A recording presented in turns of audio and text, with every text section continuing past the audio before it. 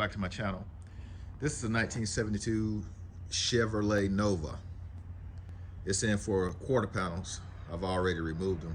There are plenty of videos out about the removal and the installation of quarter panels on a multitude of vehicles, but I'm here to tell you about just the things to look out for, the things that I look out for.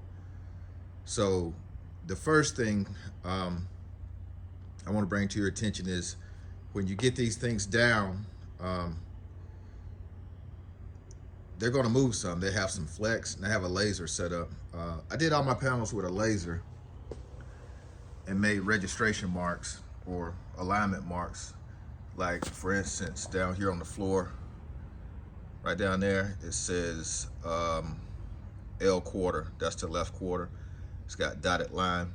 I put the laser behind there and shined it this way above the car down onto my trunk panel for the line to line the trunk panel, the quarter line up to the trunk panel.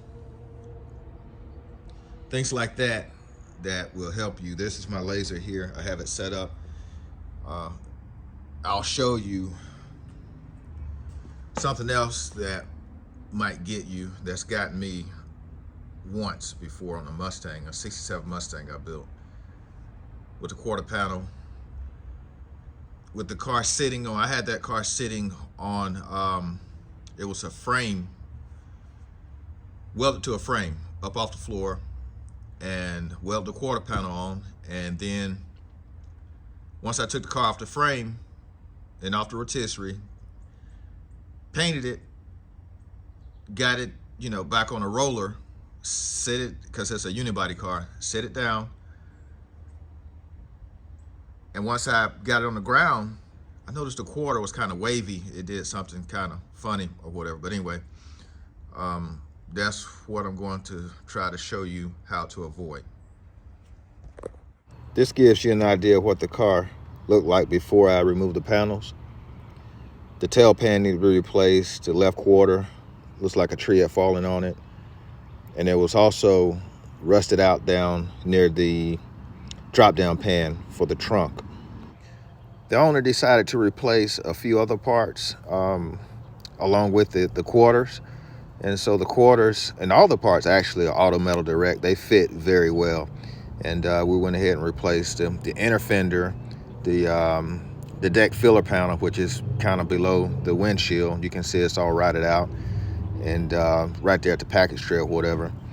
And the trunk drop down pans. The owner of this vehicle went ahead and he bought all of his parts and brought them to me when he brought the car. So I knew where to cut the parts, how to cut them, and where not to cut. So that's kind of a very important tip, to go ahead and collect all your parts so you can go ahead and know where to cut. This being the first piece that I cut out, it's right here. So you want to have that piece in your hands. You don't want to be like waiting on it or anything like that, because you want to know where it stops and starts. I was under the impression that was part of it, and so it isn't. So it has to be separated right here. So if I didn't have that piece, I might have gone and just cut, everything and just undid the spot wells here. But instead, I cut it along here, and that's the old piece.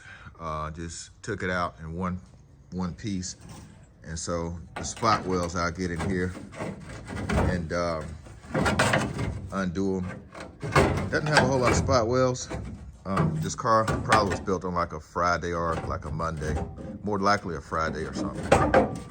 As you can see, I'm sure it should have spot wells all the way across. It's only got like 3 spot wells across, so, which is better for me to remove it.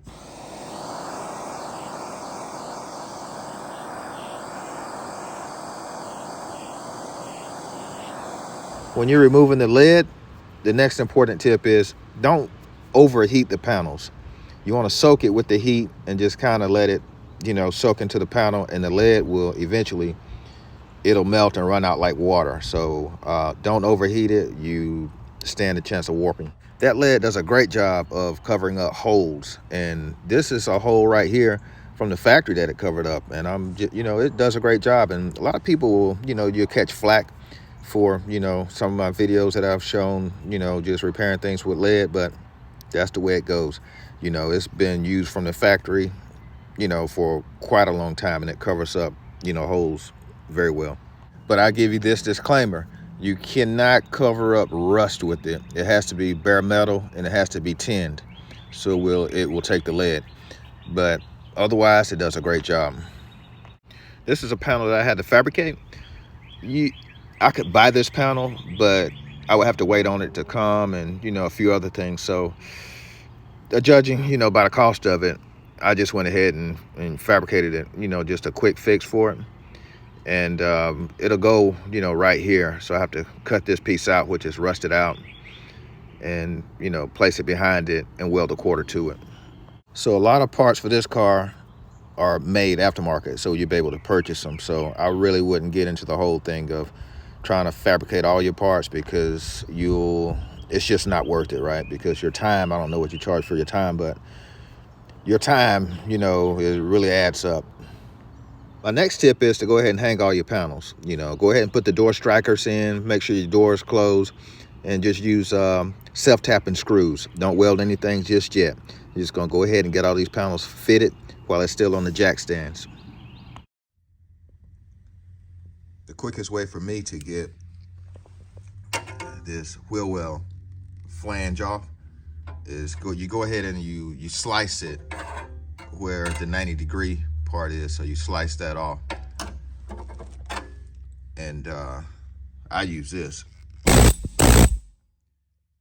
It'll get between, and it'll take out the spot welds, like so.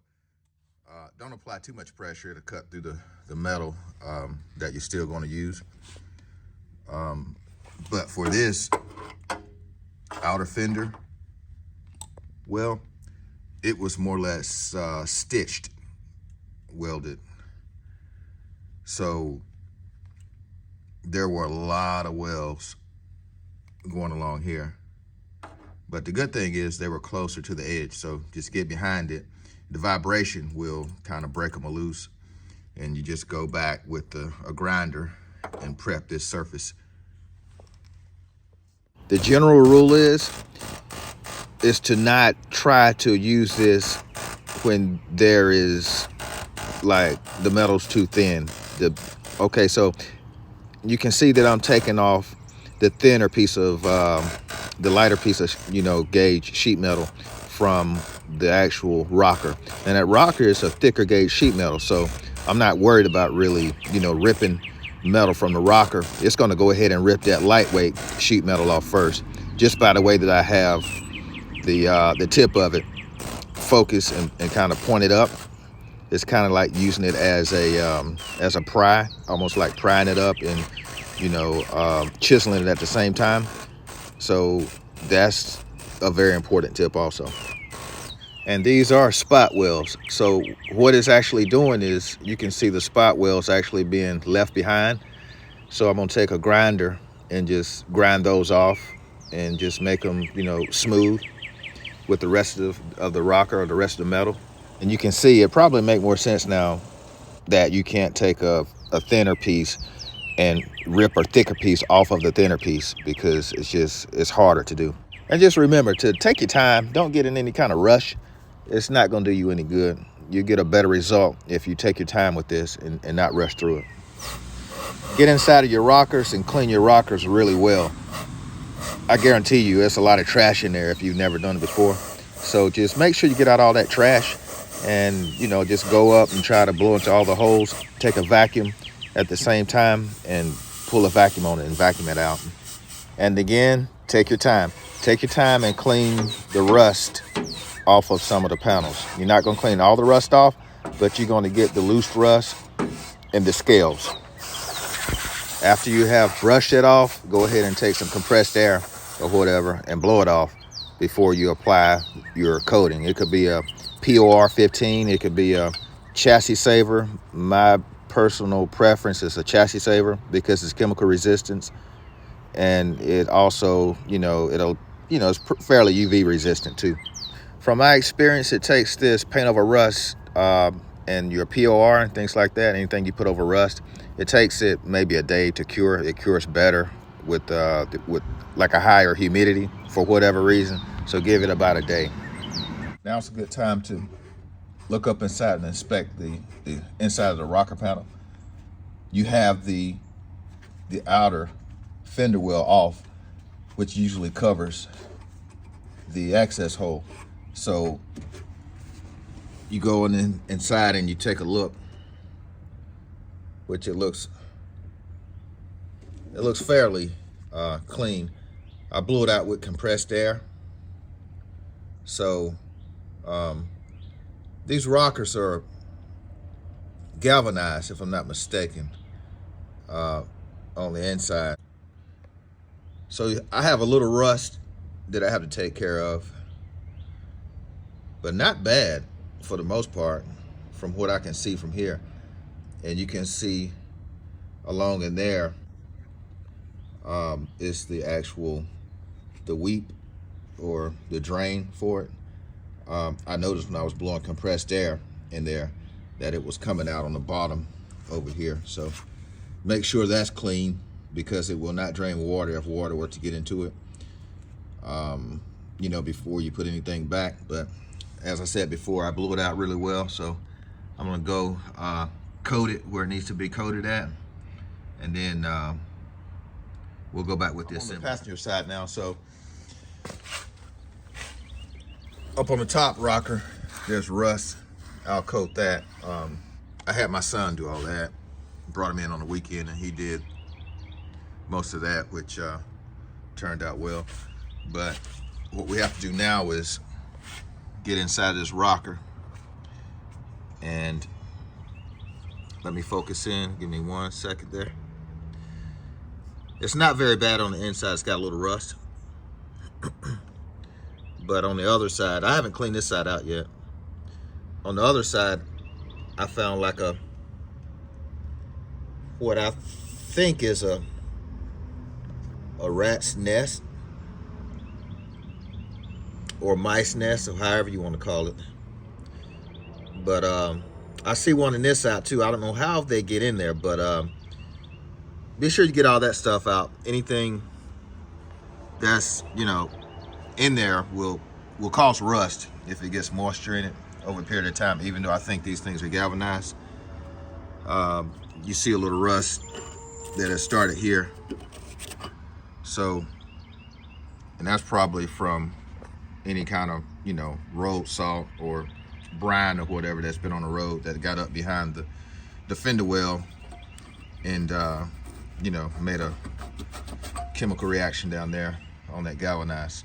If you can see the line right about there, I'm going to take the jack stand from that axle, and this has a leaf spring, and you can see the leaf spring perch right here, or the hanger is right there. So once I take that jack stand from under there, it should drop. I don't know how far it's going to drop, but I know it will.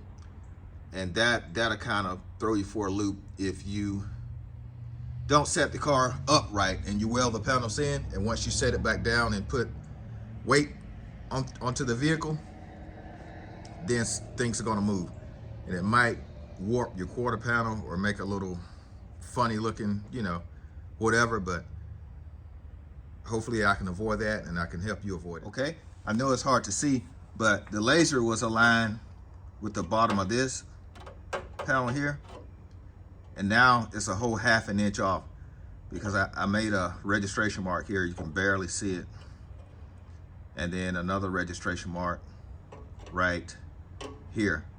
That black mark there, it looks like a cut, but it's a black mark. That actually,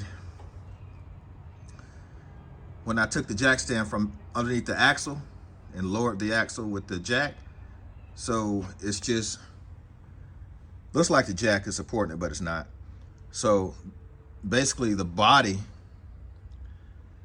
is supporting the weight of the axle through here, and you can see it pull that that way, you know, pull it back in that direction because the weight is going down, so it's trying to pull it back. But a half an inch is a lot when you go to put things back. So like I said, I use a laser to align everything for reference, so when I put it back, I try to put it back just like it was, you know. But that's one thing that can mess you up, so watch out for that. The way I get around it is I have a jack stand right here toward the front wheel, inner wheel well on the frame rail on both sides. And I measured it and took it up off the floor till, I know, you know, like a soft foot or whatever, when you're setting like things up on a flat floor. So I took the soft foot out of it so it's not rocking or anything like that,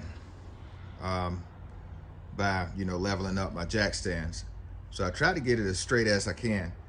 And then when I weld it back completely, I'm gonna put the wheel back on it and just put it back down on the weight and let it sit on its own weight.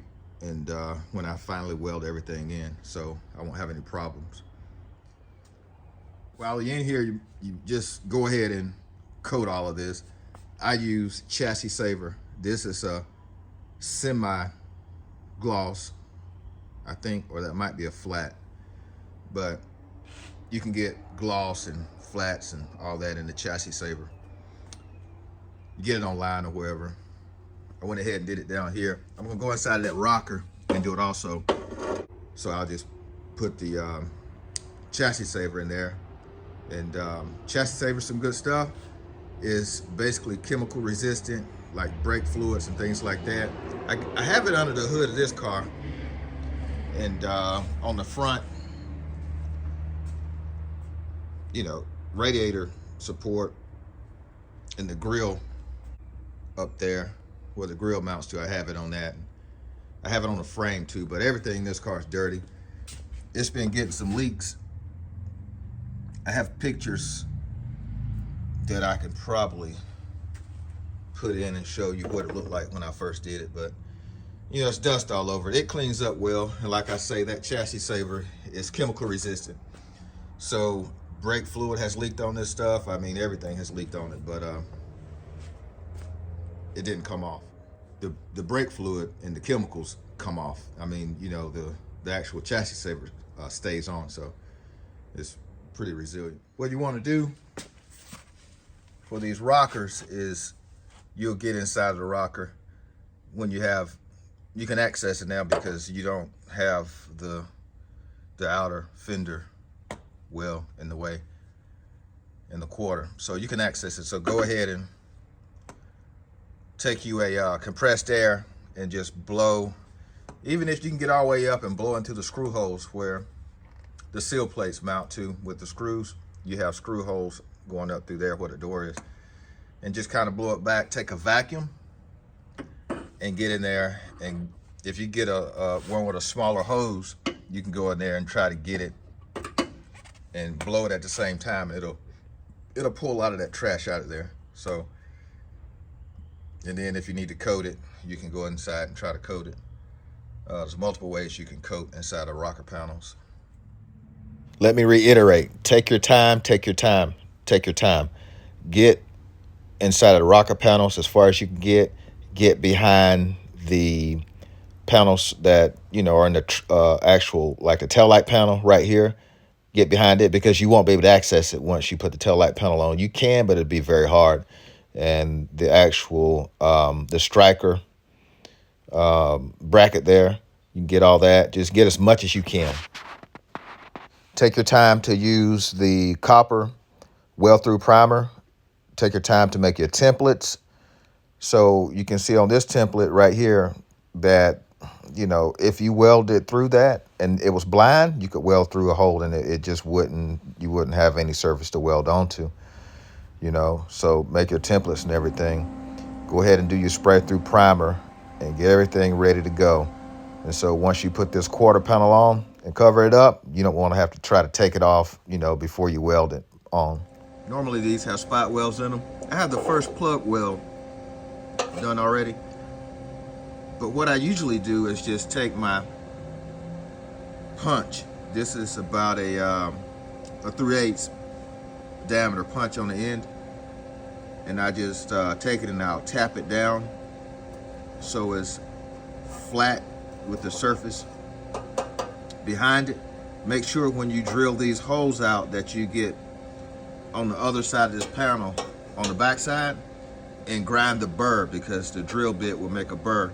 So grind that burr off of it so it'll sit flat, and also you can take a punch with a hammer and kind of tap it down around it.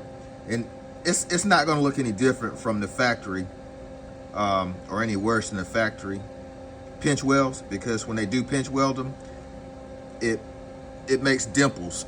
So once you get your finish work on here, your paint or your primer, whatever, you might see where it made a dimple, but it's the factory pinch welds make dimples as well.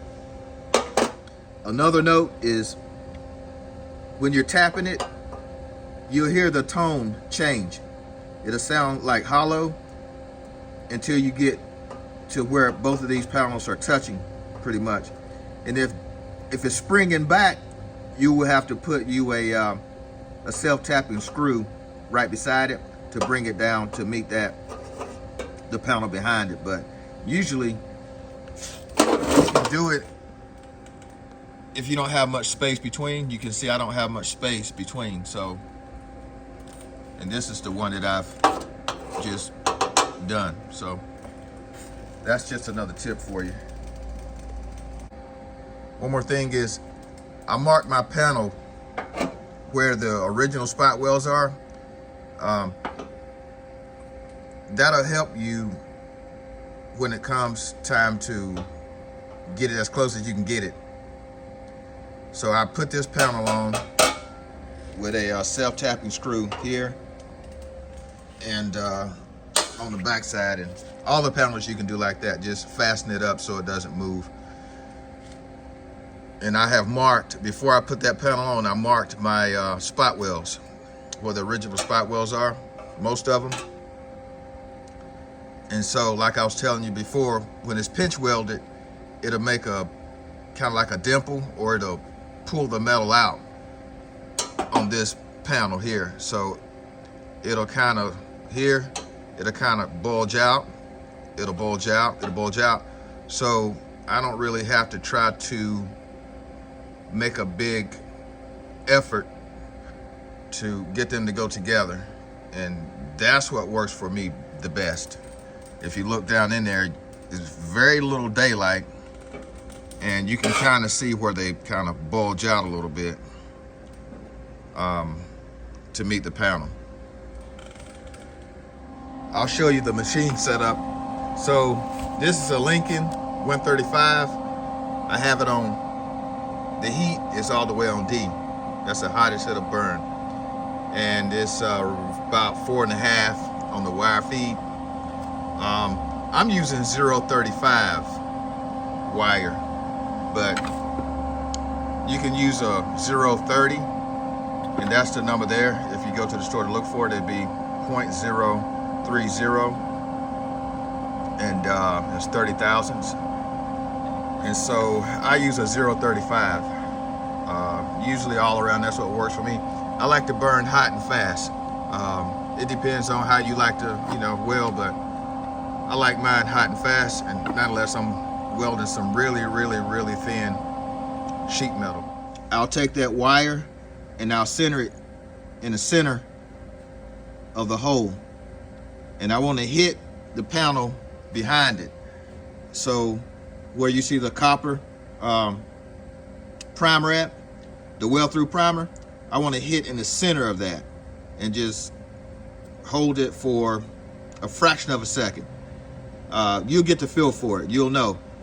If you hold it too long, it's going to burn a hole through it. If you don't hold it long enough, there'll be a gap still left in there. So you'll be able to see it, and you'll be able to get the feel for it and the sound and everything. So you have to use all your senses to really get a hang of it. People often look at me like I have like two heads when I tell them what it costs to replace these panels on a vehicle.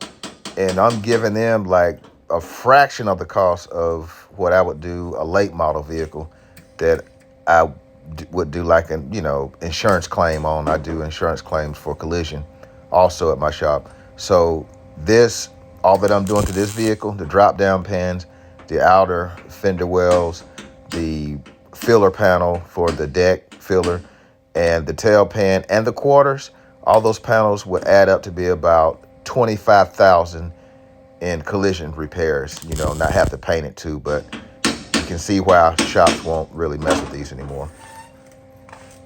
You can hear the tone change when it gets up against the metal that you're welding it to. You hear the tone change.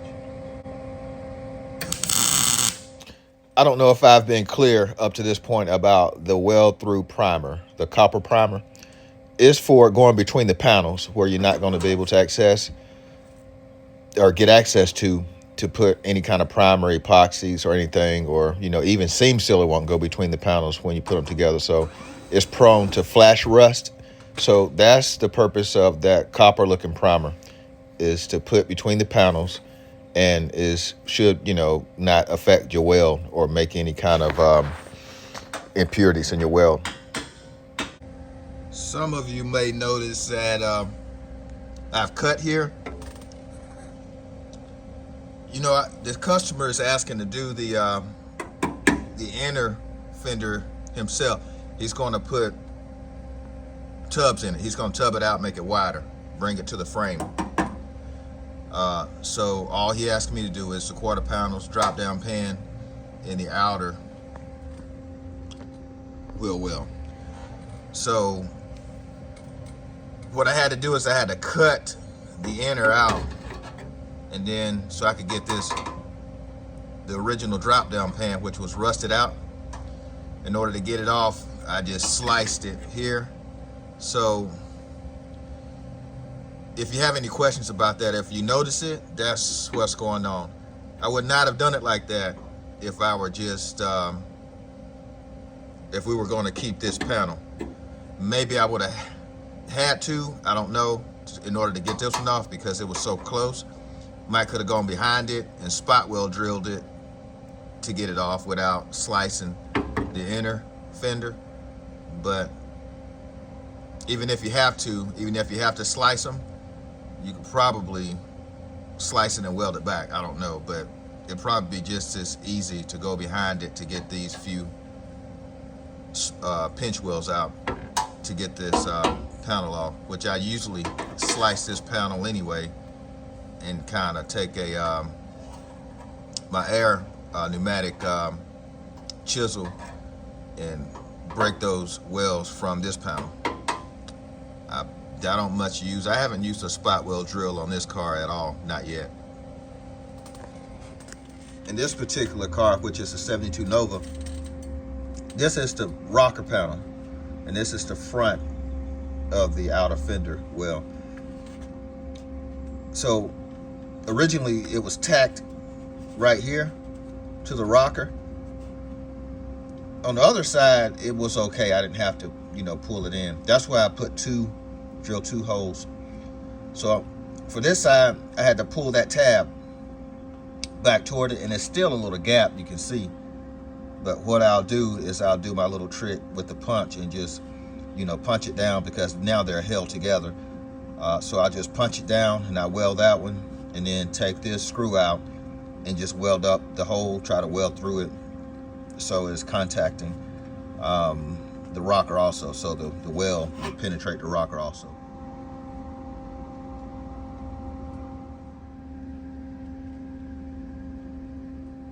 Same thing applies here as far as tapping it down. You can see some of the jagged metal. I'll just take that and just tap it down. Once I started to weld it, I'll do me a little tack right here, then I'll take it and tap it over here. These holes are larger just for the fact that I used a drill to release the spot weld. So there's one right here and another one down there. Those were the originals. It's really jagged here. I had a hard time, being that this was in the way, getting that off. So I'll just tap it down and just do some tack welds around it, and that'll work out just fine. Also, when you have a larger hole, don't try to fill it all in with one trigger pull of the wire gun. You're gonna have to hit it in, you know, a fraction of a second and just kind of do maybe 3 tacks in there to get it. But so I've tacked it already, so I'll just take the punch and just hammer this down, because you can see it's still got a little flex to it, and there's a gap beneath there. So I'll just take it and I'll just hammer it down so both panels are touching, and then I weld it. At this time I have the panels hung on it, and it's time to do the alignment of the panels with the trunk. So this tail pan here is basically what we're going to go off of. We're going to go off of the tail pan, or the tail panel, being up against the quarter on both sides, as far back as it'll go, because the quarter, this tail panel fits on the inside of the quarter, and you should be able to pull it back up against the quarter, right? So that's the reference you'll go by, because you know, your quarter won't go any further back from where it is set at the B pillar. So we just have to we need to set these gaps now. These gaps here, it's pretty big gaps in there, and that'll pull. I work by myself mostly, so what I'll do is to get these gaps to close in where I like them, and to align it with the trunk, I'm going to weld just like an eyelet or a piece of sheet metal with a hole in it on both sides. And I'll take a ratchet strap, like an ATV strap or whatever, and then I'll pull it in. I'll pull these panels together, and then I'll weld in the center panel that goes back in there. I weld it in, so that should work out. One more thing, at this point, I have it down sitting on the axles, but I have a flat up in the front. I will inflate that and have everything sitting up on inflated tires and on both axles, so I won't run into any issues.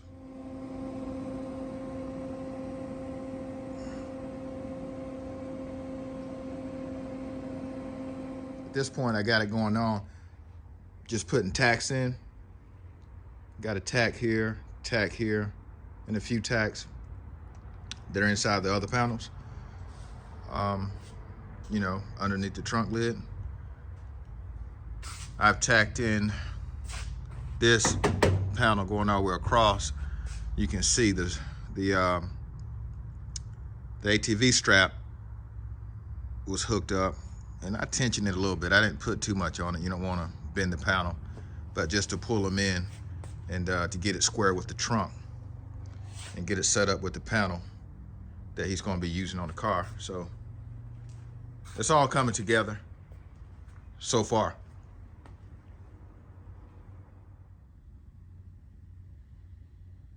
When you're tacking these panels and plug welding, just kind of work your way around it. Don't get too excited and put all your welds in one area and get it concentrated to one area. Just work your way around both sides of the vehicle and all your panels, and you should be okay if you take your time.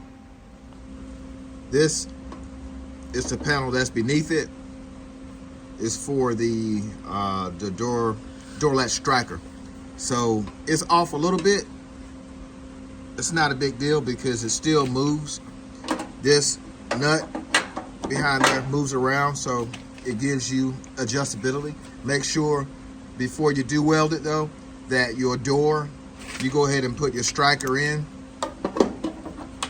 you know, and that the door will close on the striker and line up. But this door on this side, it was never lined up anyway. The door on the other side was, so this side is not, you know, going to show that it's lined up anyway. So what I'm going to do now is put my template on it, and I have the holes punched out, and I'll mark them, and then I'll kind of drill it through the panel and then hit the panel behind it. That's galvanized behind it, so I'll just drill enough to kind of shave off some of the galvanized coating, and then, you know, just plug weld it and penetrate it. You can see where the drill went through, penetrated, and cleaned off the galvanized surface from behind it, just in the area that it's going to be plug welded. I didn't use any primer behind that. You know, like weld through primer behind, you know, on the actual panel that's behind this one, because it's galvanized. Remove the epoxy by your grinder, with a flap disc, or however you want to do it. I've used a 60 grit flap disc on the 4-inch grinder. Put back the striker just to hold it, so when you're welding it, it's going to be held. You can emulate the factory spot weld. It all takes a little practice, and you know how long you hold it, the trigger, and your heat, and the thickness of the wire. Places like this, you're gonna have some gaps. There was a gap on the quarter that I removed from it, but it was, I think they had put like a brass or something in it, bronze. But you could tap it down to this closer to the pillar, you know, and weld it, because there's a 1/4-inch gap there. It's more than I like, but everything else fits up. The other side's the same way. So what I'll do is I'll end up just, you know, tapping it down a little bit to get it close to the pillar. I'm gonna have to slice this a little bit, and then, you know, fold it in a little bit or whatever. You can also use lead body filler to go down in there, but I've put a tack here as it was from the factory to the pillar. So after I got it welded here, I'll just tap it down and maybe put a few stitch welds across, or I might weld it all the way, or just use like a bronze with my TIG welder. This is where the, I guess you can call it the package tray panel that comes across, that connects both quarters, and the not drip rail, but the what your weather stripping fits down into. I had to bend that out to get this, when I was fitting it, to get it to fit. So you can see it's kind of mangled. Go to the other side and I'll show you that you'll have to do some dollying to get it, you know, to fit down in there, and to shape it back. So just, you know, hammer, dolly, take all your gaps out before you plug weld. At the cell panels, I just stitch welded. I didn't fully weld the cell panels to the roof. So it's ready for the lead now. So I went ahead and put the lead back in it on both sides. I didn't show the process of the leading in this video. There are other videos out there, and I have a few that show me doing the lead work. I use like a split vise when I'm, you know, to clamp these panels together when I'm welding them. And so just, you know, go ahead and tap it in flat until the tone changes, so you know that those panels are together before you attempt to weld them. One more tip that I might have left out, I'm almost certain that I did, is go ahead and fit like your tail lights and things like that, because the tail lights actually have like a little contour toward where they go to the quarter at. So make sure that they fit before you weld all your panels up.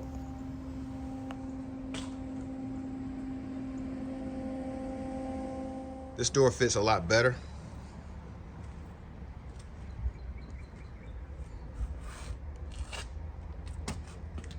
The alignment of it and everything still needs to be aligned, and this is not the final body work.